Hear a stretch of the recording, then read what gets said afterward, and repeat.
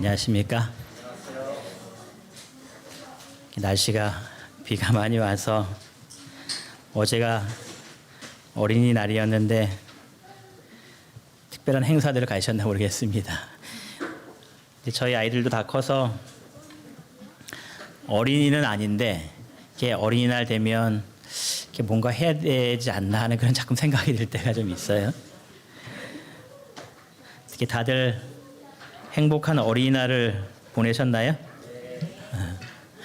5월은 가정의 날이다라고 이야기를 하죠. 가정의 달.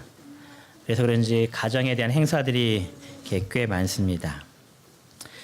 5월 5일은 어린이날이고 5월 8일은 어버이날이고 5월 15일은 스승의 날이고 5월 20일은 무슨 날인지 아십니까? 5월 21일.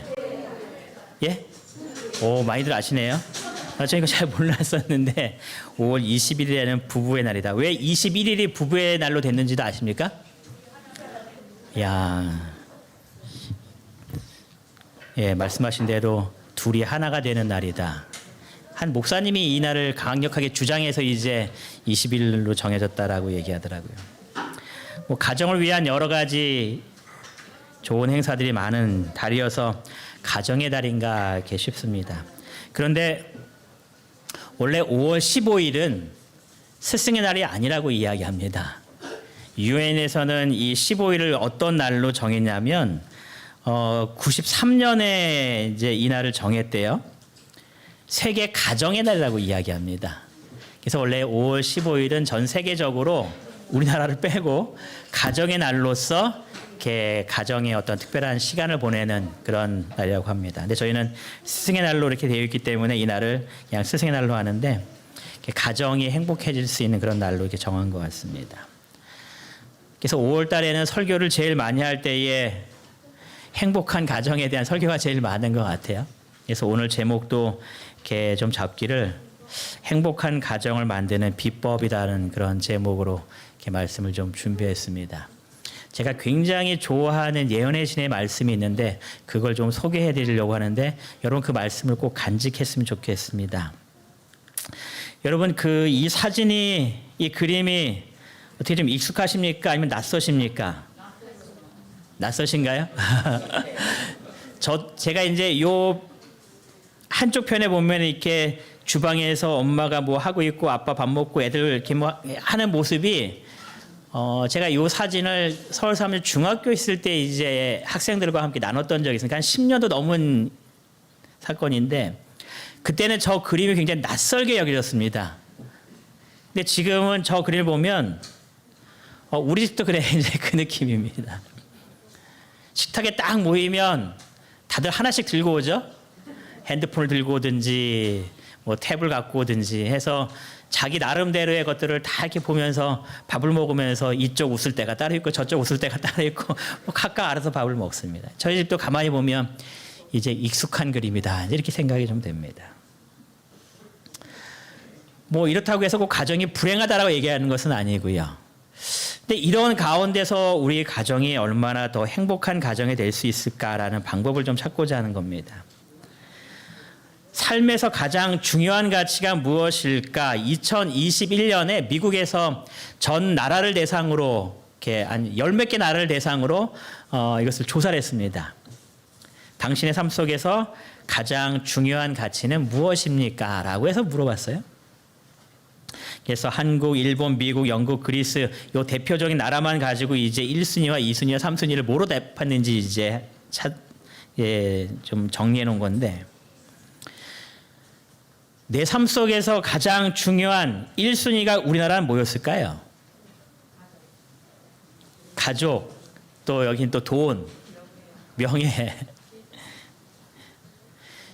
우리나라의 1순위가 뭐였냐면 물질적 행복이었습니다.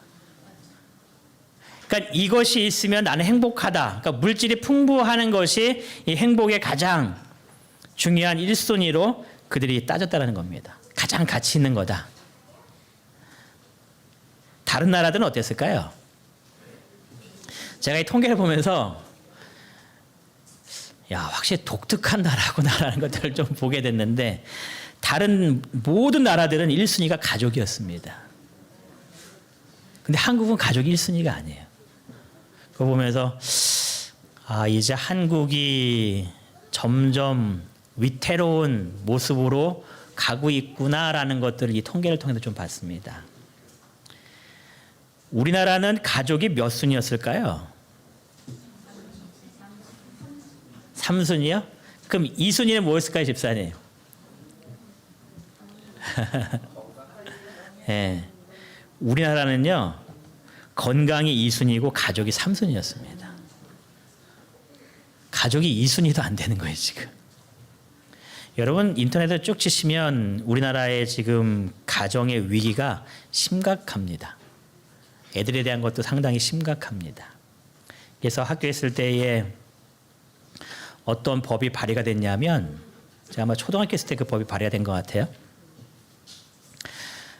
아이의 몸에 어떠한 좀 상처가 있으면 반드시 신고하게끔 되어 있습니다, 경찰에. 법적으로 이렇게 돼 있어요. 교사들이 아이들 몸을 이렇게 보는 가운데서 상처가 있는데 그냥 넘어가 버렸다가 그게 나중에 가정 이렇게 학대가 발견되면 그 교사는 교직을 잃게 됩니다. 그게 법적으로 바뀌었어요. 그래서 이렇게 쭉 하다가 상처가 나면은 반드시 이 아이에 대해 상황에 대해서 이렇게 보고를 해야 됩니다. 그 말은 그런 아이들이 많아졌다는 이야기. 그러니까 우리 가정이 참 위태로운 그런 것이 이 가치도에 따라 이것도 좀 보면 알 수 있을 것 같아요. 물론 그렇다고 해서 외국이 뭐 다 좋은가 그렇지는 않지만 그래도 우리나라의 이런 모습들이 물질 만능주의에 더욱더 많이 가고 있는 것이 아닌가. 가족보다도 내 개인을 더 추구하는 그러한 모습들. 여러분, 이 그림은 어떻습니까? 보기 좋은가요? 되게 보기 좋죠.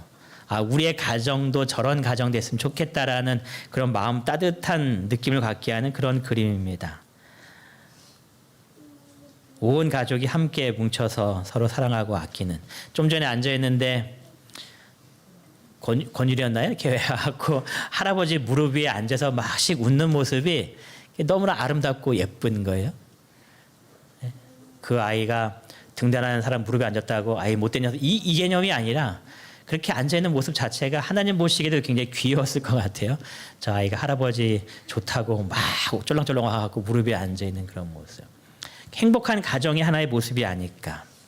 하나님께서 아담과 하와를 창조하셨을 때의 가정의 모습은 서로 사랑하고 아끼고 서로를 위해서 봉사하고 서로 사랑이 가득 넘치는, 인간과의 관계 속에서만 그 사랑이 넘치는 것이 아니라 모든 짐승들하고도 이런 관계를 다 누린 것이 에덴의 처음의 모습이었습니다. 하나님께서 아담과 하와가 행복하기를 원하셨어요. 그래서 가정을 꾸려주시면서 둘이 합하여 어떻게 되래요? 한 몸을 이루어서 행복하게 살아라 이렇게 이야기합니다. 너 따로 나 따로 그 개념이 아니라 한 가족으로서 하나로 잘 연합되어서 서로 사랑하고 아끼고 그렇게 행복한 가운데 이 땅에 살도록 하나님께서 이 지구를 창조하시고 아담과 하와를 이곳에 두신 겁니다.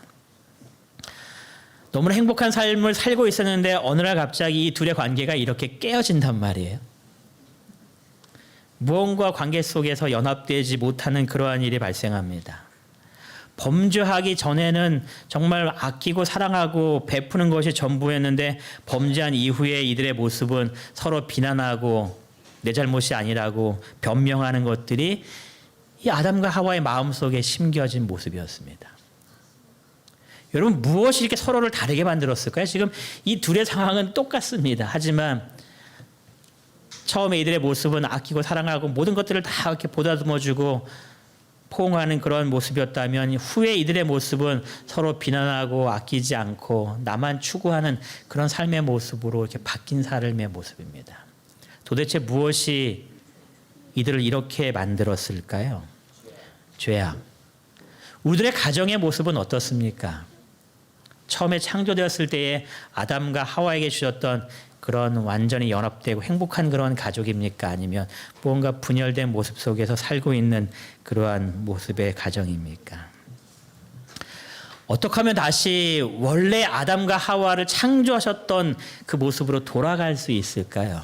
우리가 원하는 모습은 분명히 그러한 모습일 겁니다.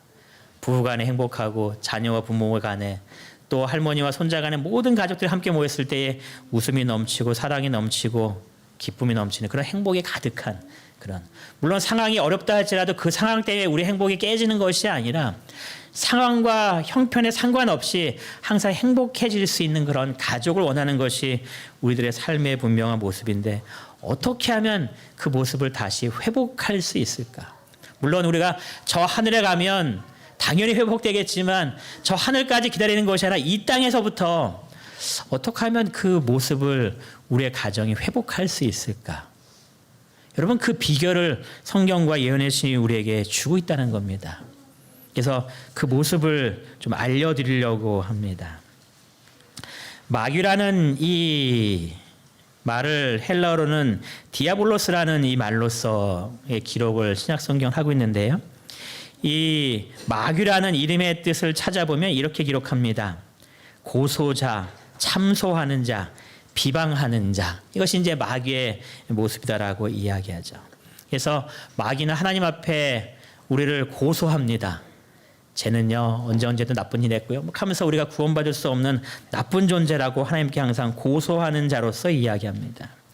그래서 우리가 전에 살펴봤지만 계시록 12장 10절에서는 우리 형제들을 참소하던 자라고 이야기하죠.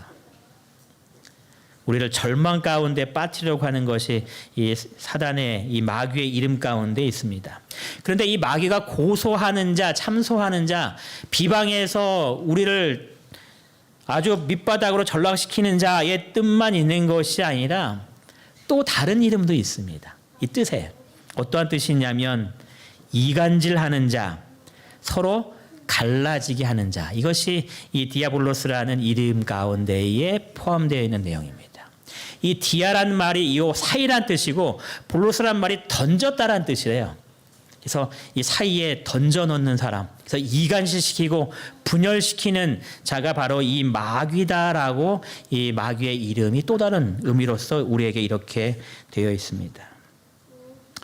즉 아담과 하와를 이렇게 분열시킨 것은 누구 때문이라는 거예요? 마귀 때문이라는 겁니다. 마귀가 아담과 하와의 이 사이를 이렇게 이간질시킨 겁니다. 분열시켜버린 겁니다. 서로 갈라지게 만든 겁니다. 그래서 서로 싸우고 서로 미워하고 서로 질투하는 그런 관계의 모습으로서 한 겁니다. 여러분, 우리 부부간의 관계 속에 만약에 이런 분열이 생겼다면 누가 지금 끼어든 거라고 생각하셔야 되는 거예요? 마귀가 끼어들기 시작한 겁니다. 우리들의 형제 간에, 부모와 자녀 간에 이러한 문제가 생겼다면 그 문제의 중심에는 분명히 마귀가 지금 활동하고 있다는 겁니다.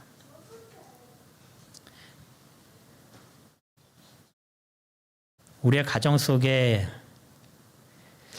이런 문제가 생기지 않도록 하려면 어떻게 할 것인가?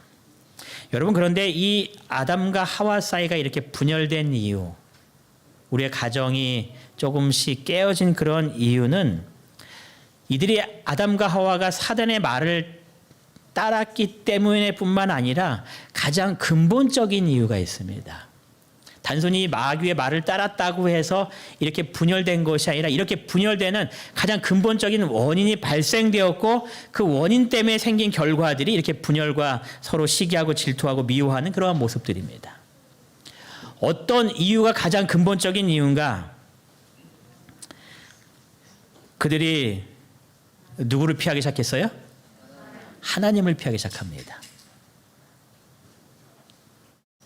그들이 그 전에는 하나님께서 찾아오셨을 때에 그 하나님께 기뻐하는 모습으로 하나님을 맞이하는 것이 아담과 하와의 모습이었습니다.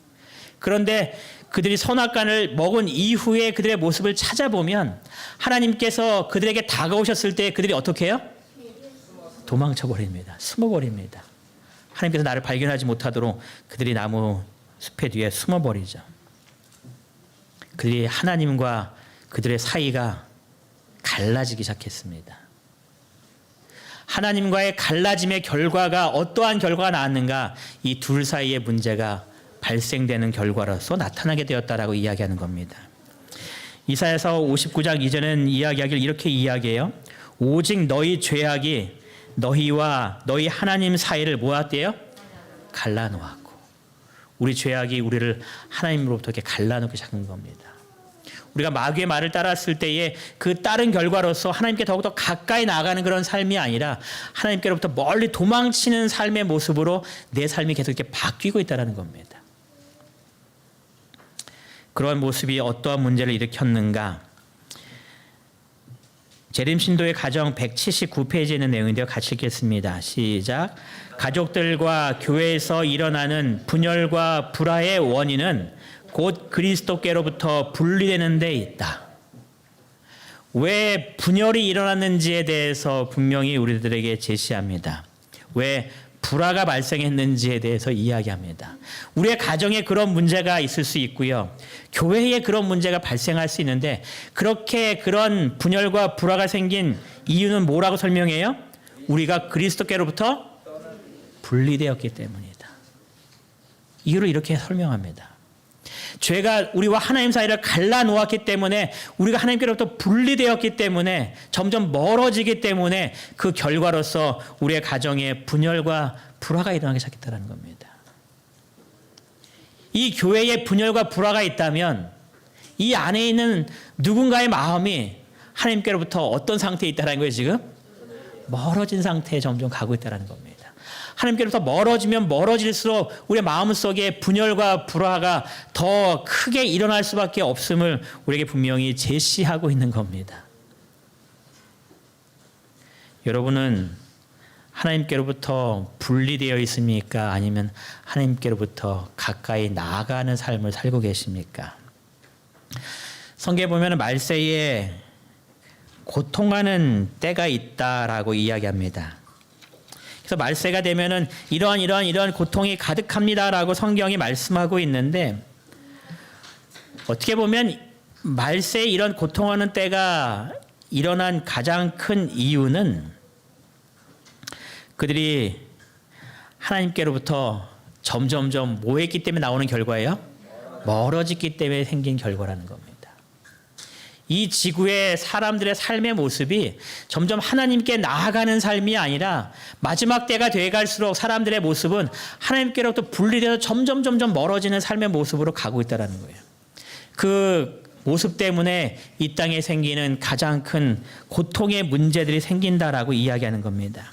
디모데후서 3장 1절부터 4절까지의 그 내용들을 쭉 기록하는 가운데에 1절에 이렇게 설명했습니다. 말세에 고통하는 때가 이르겠다.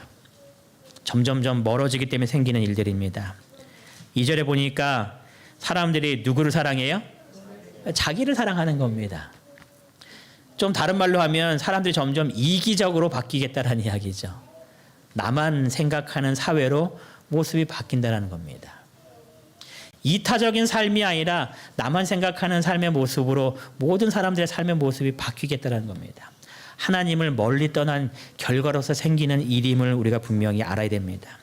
왜냐하면 여러분들이 이 디모데서 3장 1절부터 있는 이 말씀을 고린도전서 13장에 있는 말씀과 비교하면 볼 수 있어요. 13장은 무슨 장이라고 이야기해요? 사랑장이라고 이야기합니다. 여러분 사랑의 근원이 누구실까요? 하나님이시거든요. 요한일서 4장 8절에 하나님은 사랑이시다라고 말씀하셨거든요. 그러니까 사랑의 근본은 하나님이십니다. 우리가 하나님께 나아갈 때 우리의 마음속에 사랑이 생길 때에 어떤 일이 발생하는지에 대해서 고린도서 13장이 기록하는데 13장에 있는 내용과 이 디모데후서 3장에 있는 내용은 반대 내용입니다. 즉 우리의 마음속에 하나님께부터 멀어져서 하나님의 사랑이 사라질 때에 사람들은 자기를 사랑하는 그런 일들이 발생된다는 겁니다. 아까도 물질 만능주의처럼 돈을 사랑하고 자기를 나타내는 것을 좋아하고 그런 가운데 2절 중간에 보니까 누구를 거역한대요? 부모를 거역하는 그 모습이라고 이야기하죠. 여러분들 뉴스를 보면 이러한 일들이 우리 주변에 많이 일어나는 것들을 당연히 보실 수 있는 상황들입니다. 부모가 자녀를 학대할 뿐만 아니라 자녀가 이제 조금 더 크면 부모를 거역하고 부모를 무시하고 또 때로는 가정에 안 좋은 그런 나쁜 일들을 행하는 것이 지금도 일어나는 그러한 일들입니다. 다 어떠한 결과라고요? 하나님께로부터 멀어진 결과라는 겁니다. 점점 세상이 악해진다는 이야기는 그들의 마음이 점점 하나님께로부터 멀어진다는 이야기입니다. 하나님의 영이 그들의 마음을 주관하지 못하는 그런 세상이라는 이야기죠. 3절에 무정하다라고 이야기하죠.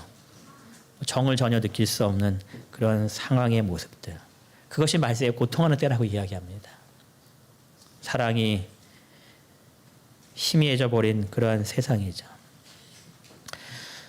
하나님께서 우리에게 원하시는 것은 이러한 모습이 분명히 아니었습니다.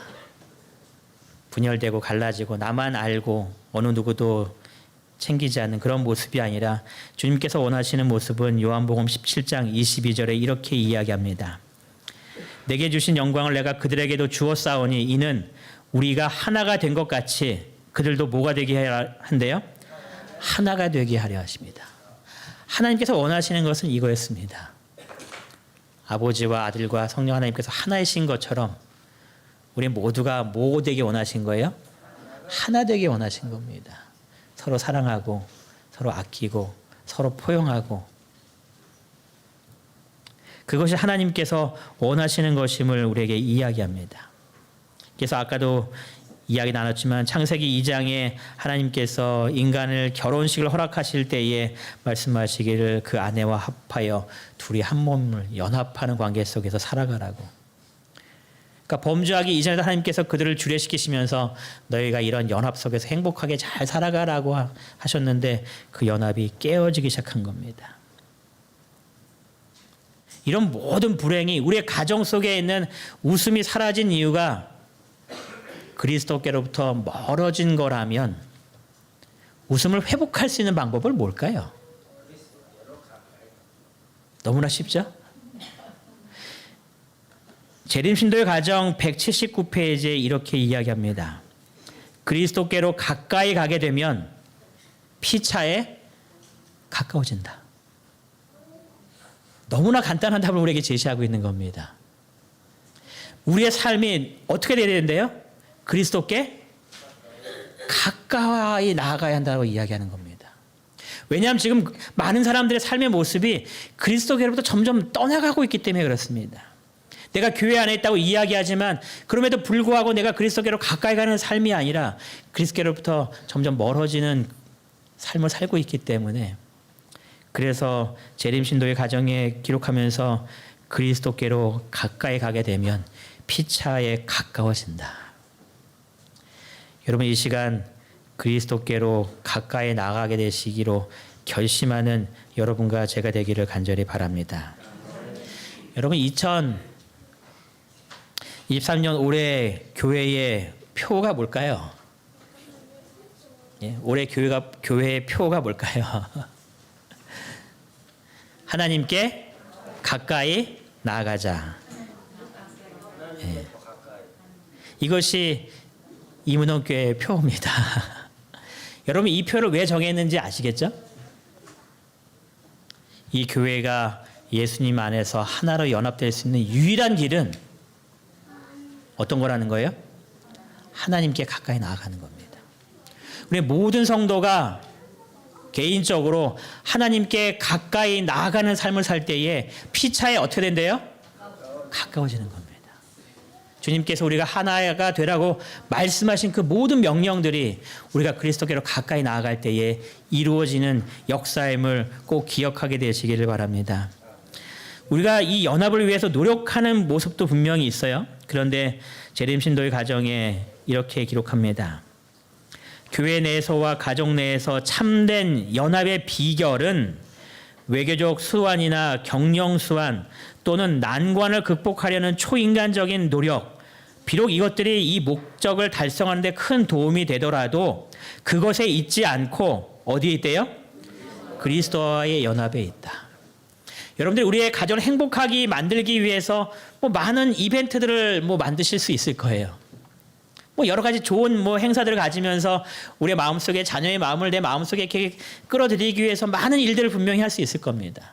맛있는 것도 만들어줄 수 있고 또 용돈도 줄 수 있고 좋은 데 내려가면서 그 아이를 행복하게 만들려고 하는 수많은 노력들이 그 가정을 좀 더 웃음이 있는 가정으로 만들 수는 분명히 있을 겁니다. 하지만 그것이 전부가 아니라고 이야기하는 겁니다. 좋은 도구기 때문에 중간에 뭔가 좋은 분위기를 주지만 여러분 그 많은 것들을 제공함에도 불구하고 자녀들이 때때로 우리의 마음을 아프게 할 때가 있나요?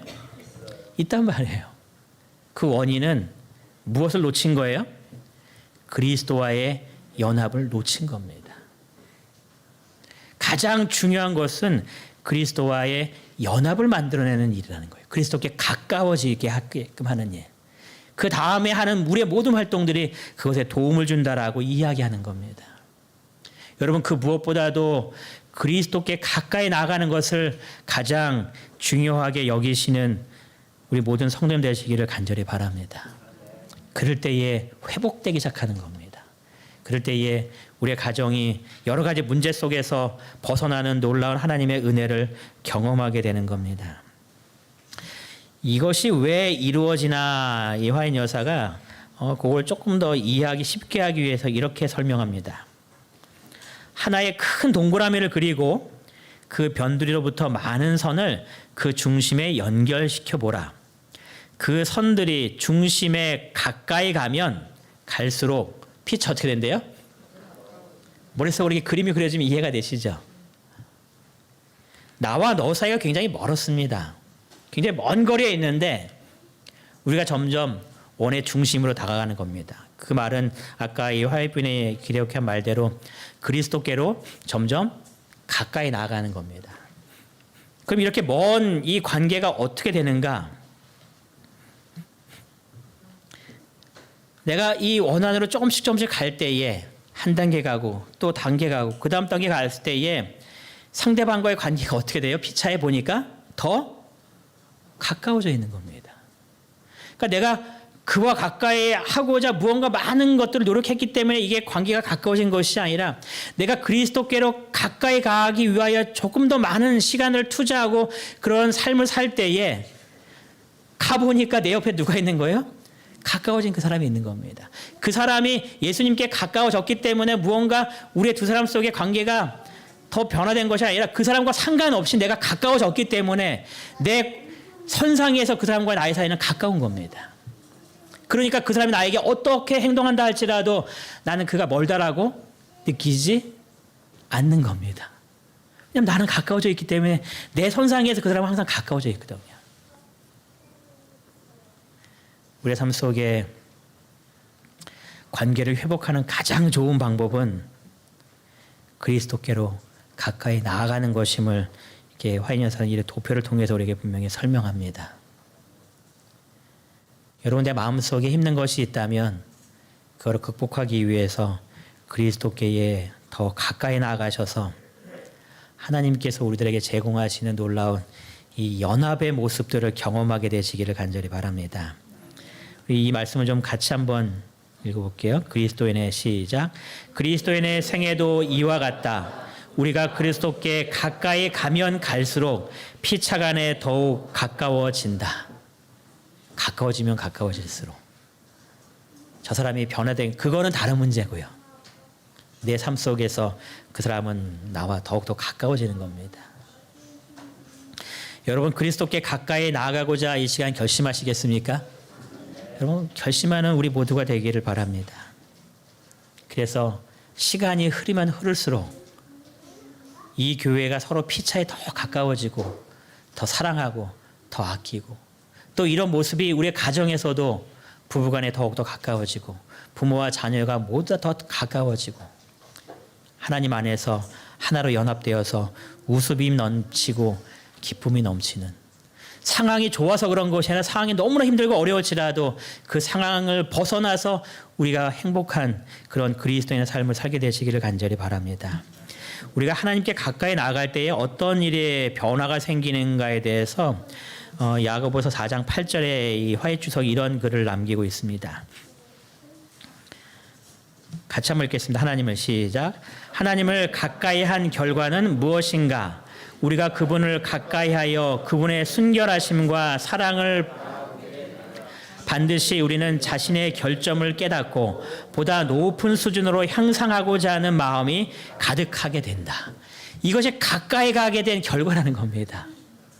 내가 예수님께 가까이 가는 결과로서 그의 순결하심과 사랑을 보는 가운데 누구를 보게 돼요? 내 자신의 부족을 보게 되는 거죠.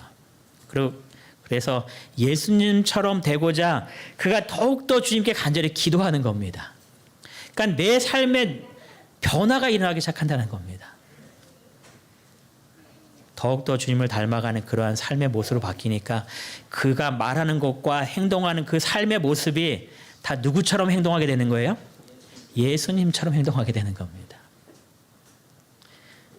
우리가 더욱더 가까이 가야 될 분명한 이유가 있나요? 예, 분명히 있는 겁니다. 여러분 이 노래 아시나요? 아마 어르신들은 다 알 것 같아요. 어렸을 때 많이 불렀던 노래 중에 하나예요. 주님을 모신 가정, 행복한 가정, 행복한 가정, 행복한 가정, 주님을 모신 가정, 행복한 가정, 행복한 가정. 대부분 다 아시죠? 저보다 뭐 어르신들은 다 아시는 그런 노래. 요새는 부르나요? 어린 노래 가운데 이런 지금도 있나요? 가사가 이렇죠. 주님을 모신 가정, 행복한 가정. 여러분 주님을 모신 가정이 왜 행복할까요? 그들이 예수님께 더욱더 가까이 나아가는 삶을 살고 있기 때문에 행복한 겁니다. 그래서 그들의 가정에 하나님의 사랑이 가득한 겁니다. 그러니 힘든 가운데서도 서로 위로해주고 격려해주고 아껴주는 그리스도인다운 또 그리스도와 같은 그런 모습이 내 삶 가운데 나타나기 시작하는 그런 일들이 이루어지는 겁니다. 여러분 우리 자녀들에게 가장 많이 해줘야 될 것이 그럼 뭘까요? 그들의 삶 속에 그리스도를 삶의 중심에 모시는 겁니다. 우리 가정이 행복하기 위해서 내 삶 속에 예수 그리스도를 삶의 중심에 모시고 주님께 가까이 나가는 것처럼 우리의 자녀들의 삶 속에 예수님을 그들의 마음의 중심에 모시고 예수님께 가까이 나아가도록 그들의 삶을 인도하는 것이 우리의 가정이 행복하게 될 수 있는 또 다른 방법이라고 이야기하는 겁니다. 우리가 어떻게 하면 주님을 우리의 가정에 모실 수 있을까요? 주님을 모신 가정이 행복하다고 하는데 주님을 모신다는 의미가 뭘까요? 예수님의 액자 딱 걸어놓고 식탁 위에 예수님 딱 한 다음에 자리 하나 더 만든 다음에 상상 속으로 예수님 여기 앉아 계셔 이렇게 하면서 밥 먹는 것이 주님을 모시는 그런 가정이라는 이야기일까요? 물론 뭐 그런 것도 있을 수 있겠지만 그런 것은 분명히 아니겠죠. 우리가 말씀을 나누면서 주님께 우리의 마음이 더욱더 가까워지는 그런 삶을 사는 가정을 분명히 이야기하는 겁니다. 여러분의 말씀 묵상이 왜 중요한가? 여러분 성경을 쭉 읽을 때에 아무런 생각 없이 읽는 것은 성경을 100번 읽어도 별로 우리 신앙에 도움되지 않습니다. 제가 전에도 얘기했죠. 새벽 기도하시는 두 분이 제일 많이 싸우는 거예요. 그래서 저분 도대체 왜 이렇게 나와서 기도하시나 막 이렇게 마음속에 분한 마음도 들 때가 있는 거예요. 새벽 기도하시는 분 중에 어떤 분들은 그럽니다. 저 사람 새벽 기도도 안 나온다고 신앙 없다 이렇게 얘기하면 아니 저렇게 얘기하실 거면서 왜 새벽 기도 나오시나. 우리의 마음이 예수님께 가까이 나아가지 않고 있는 겁니다. 여러분 말씀을 보시면서 그 말씀 속에 하나님께서 내게 하시는 음성을 들어야겠죠. 그리고 하나님께서 나에게 무엇을 요구하시나 깨달아야 되고 주님께서 내게 말씀하신 것이 있다면 주중의 삶 속에서 그 말씀을 어떻게 해야 될까요? 그 말씀에 따라 순종하는 삶을 살아야겠죠. 여러분이 말씀을 들으면서 내가 이렇게 살아야 되라고 결심하셨으면 어떻게 살아야 되는지를 한번 기록해 보셔야겠죠. 그리고 그 말씀대로 그 주중에 사는 그런 삶을 분명히 우리가 살아야겠죠. 그것이 말씀을 묵상하고 말씀을 내 마음 가운데 받아들이는 그러한 삶입니다. 그냥 눈을 한번 쭉 본 다음에 내 머릿속에 채우는 그런 말씀이 아니라 말씀을 묵상하면서 내게 주신 하나님의 음성을 듣고서 그 음성대로 살고자 결심하고 그 결심을 살아보면서 주님께 나아가는 또 그 결심대로 이루어질 수 있도록 주님 꼭 더 붙잡는 그런 것이 주님께 가까이 나아가는 삶의 모습입니다. 여러분 올 한 해 말씀 묵상을 통하여서 그 주님의 뜻을 더욱더 많이 깨닫고 주님께 더욱더 가까이 나아가는 그런 시간을 갖게 되시기 바랍니다. 여러분 기도할 때도 이런 기도 물론 필요한 기도예요. 하나님 이것도 필요한 이것도 주시고 저것도 필요한 저것도 주시고 내 삶 속에 이런 거 응답해 주시고 그 기도가 필요 없다는 기도는 아닙니다. 하지만 정말 우리가 드려야 될 그런 기도는 주님과의 대화입니다. 내 상황을 주님께 이야기하면서 주님 이럴 때는 어떻게 해야 되나요? 하면서 하는 그런 대화들입니다. 하나님께서 우리의 삶의 필요를 채워주셔야 되지만 그 기도만 드리는 것이 아니라 내 삶 속에 매 순간마다 하나님께 대화하는 그런 시간들입니다. 그래서 하나님과 나와의 만남의 시간을 더 많이 늘려나가는 그런 시간들. 여러분 기도는 하나님과의 뭐 하는 거라 분명히 알고 계세요? 대화하는 거다라고 알고 계시잖아요. 매 순간마다 매 시간마다 하나님과 대화하는 시간을 갖는 겁니다. 그런 삶의 시간을 보낼 때에 내 모습이 주님께 더욱더 가까워지기 때문에 우리의 모습 속에 변화가 일어나는 겁니다. 신명기 6장 7절과 9절에는 이렇게 이야기하죠. 내 자녀에게 부지런히 가르치며 집에 앉았을 때든지 길을 갈 때든지 누웠을 때든지 일어날 때든지 이 말씀을 강론할 것이며, 이 강론하다는 말이 가르치라는 말입니다. 왜 자녀에게 부지런히 이렇게 가르치라고 했을까요? 그들의 삶의 중심에 무엇을 모시기 위해서요? 주님을 모시고 주님께 더욱더 가까이 가는 삶을 살도록 하기 위해서는 겁니다. 그들이 어디에 있든지 항상 주님과 대화하고 주님을 찾는 그러한 자녀로 만들기 위해서. 그럴 때에 그 아이가 주님께 더욱더 가까워지게 되면 그의 삶은 행복해지기 때문에 그런 겁니다. 주변의 환경이 아니고요. 하나님께 가까이 감을 얻게 되는 그 행복을 이야기하는 겁니다.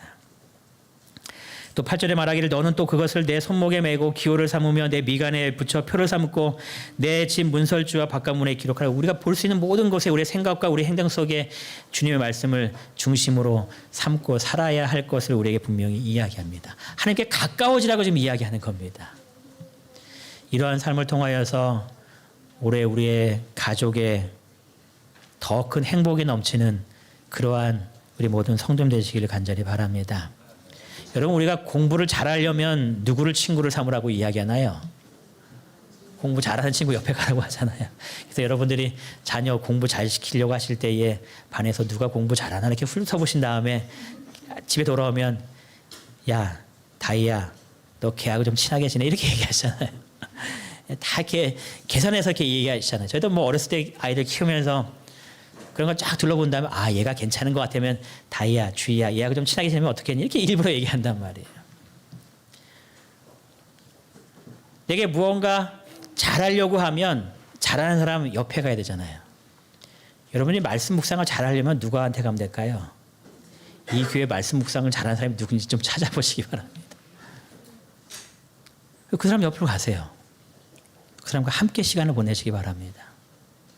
도대체 어떻게 말씀을 보는지, 어떻게 묵상하고 사는지, 어떻게 그의 삶을 만들어가고 있는지. 여러분 기도로 하나님께 가까우게 나가시려면 그럼 누구를 찾으면 될까요? 기도 잘하는 사람이 누군가 그래도 좀 찾아보세요. 그럼 그분과 가까이 지내시는 겁니다. 아 기도를 저렇게 해야 되는구나. 우리 교회 모든 성도님들께서 하나님께 가까이 나아가게 되심으로 주님께서 우리에게 주시고자 원하시는 행복 속의 연합, 그것을 이루는 가운데 우리의 가정이 또 우리의 교회가 올해 더욱더 행복하고 더욱더 웃음이 넘치는 또 우리의 마음이 하나님의 은혜로 풍성해지는 귀한 교회가 되길 바라면서 오늘 말씀 마치겠습니다.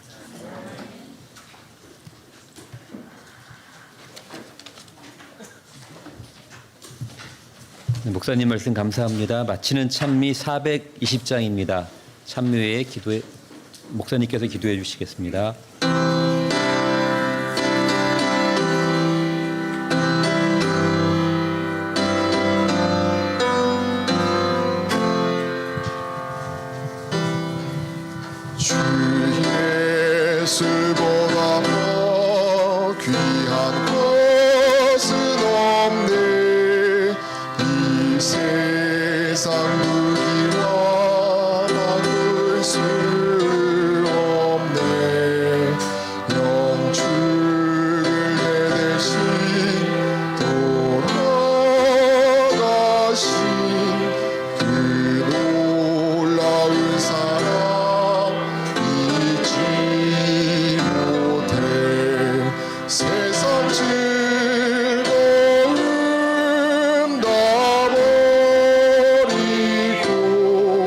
세상 사랑 다 버렸네.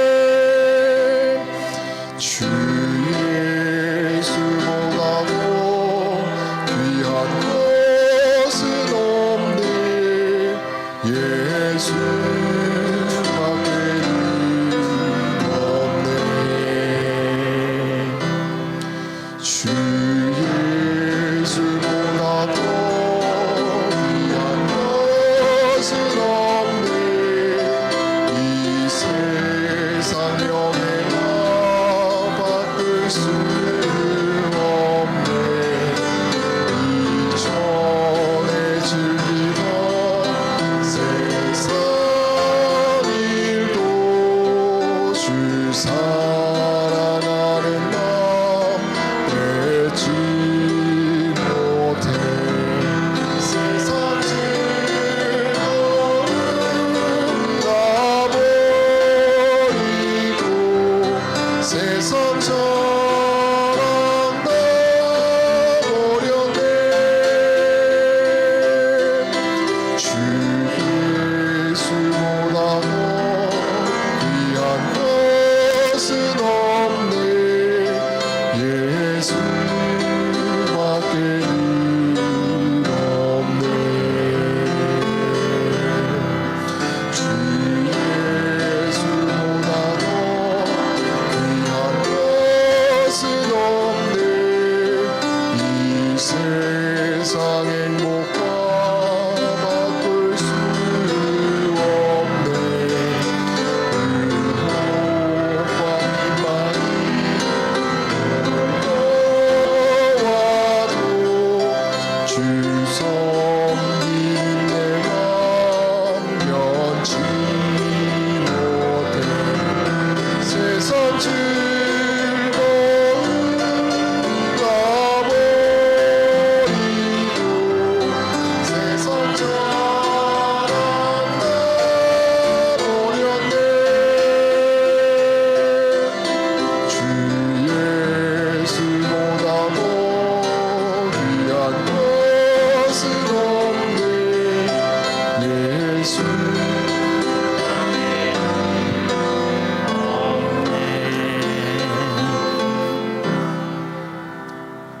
저희를 사랑하신 하나님 아버지, 우리가 세상의 음성에 너무 귀 기울이지 않도록 저희들을 인도하여 주시옵소서.